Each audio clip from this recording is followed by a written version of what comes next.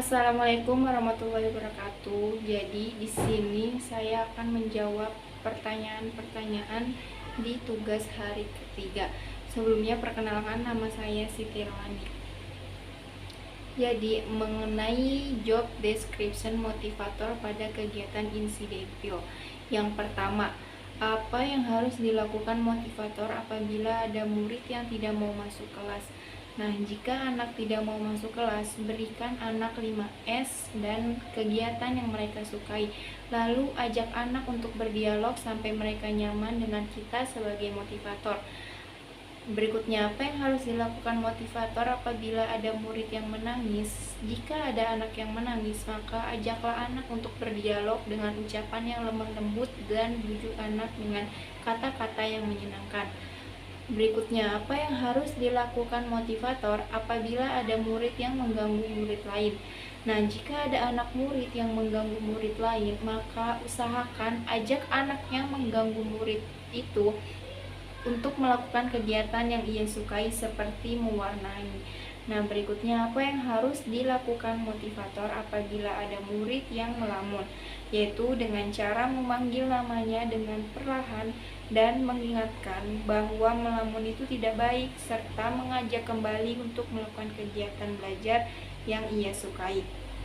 Nah, berikutnya, apa saja sih tugas yang harus dilakukan motivator secara periodik setiap minggu?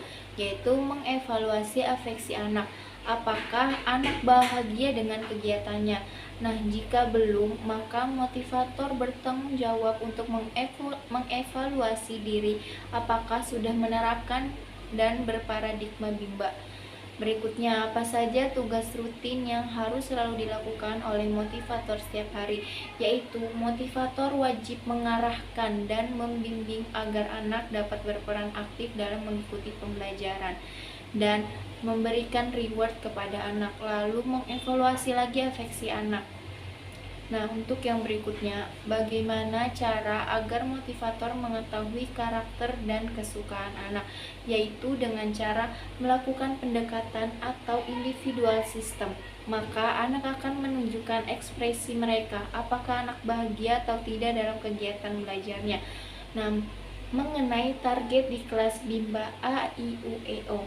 Apa sih target suasana dan kegiatan di kelas Bimba A, I, U, E, O yang harus dicapai oleh motivator?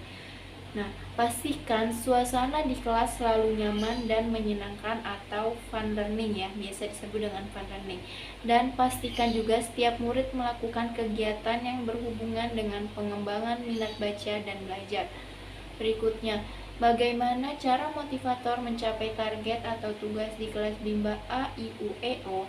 Yaitu harus selalu menyayangi dan mengasihi murid, harus bisa mengendalikan diri sendiri sebagai motivator, dan yang pastinya dengan cara menerapkan metode Bimba, yaitu fun learning, small step system, dan individual system.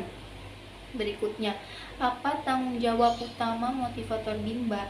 Yaitu tanggung jawab untuk menciptakan kebahagiaan atau fun learning dan disiplin dalam menerapkan metode Bimba. Mengenai tanggung jawab motivator di kelas, apa yang harus dilakukan motivator untuk menjadikan suasana di kelas aman? Yaitu dengan cara memberikan kegiatan belajar yang sesuai dengan aspek belajar mereka masing-masing dan memberikan kegiatan yang mereka sukai sehingga anak-anak akan terlihat tertib. Nah, berikutnya, apa yang harus dilakukan motivator untuk menjadikan suasana di kelas nyaman?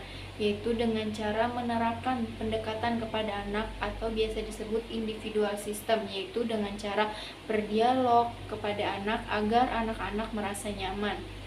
Nah, berikutnya, apa saja yang harus dilakukan motivator dalam mengasihi dan menyayangi murid?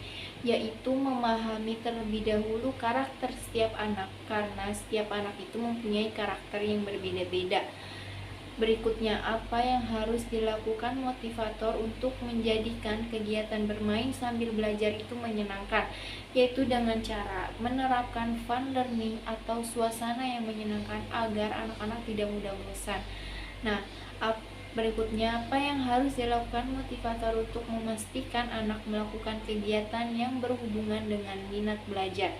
yaitu dengan cara memberikan kegiatan belajar yang sesuai dengan aspek mereka masing-masing dan memberikan modul yang menyenangkan. Berikutnya, apa yang harus dilakukan motivator untuk memastikan anak melakukan kegiatan sesuai dengan tahapan perkembangannya, yaitu dengan cara memberikan kegiatan belajar yang ia bisa kerjakan sendiri tanpa harus dibantu, dan memahami perkembangan anak tersebut dari hari ke hari. Nah, demikian jawaban dari saya. Wassalamualaikum warahmatullahi wabarakatuh.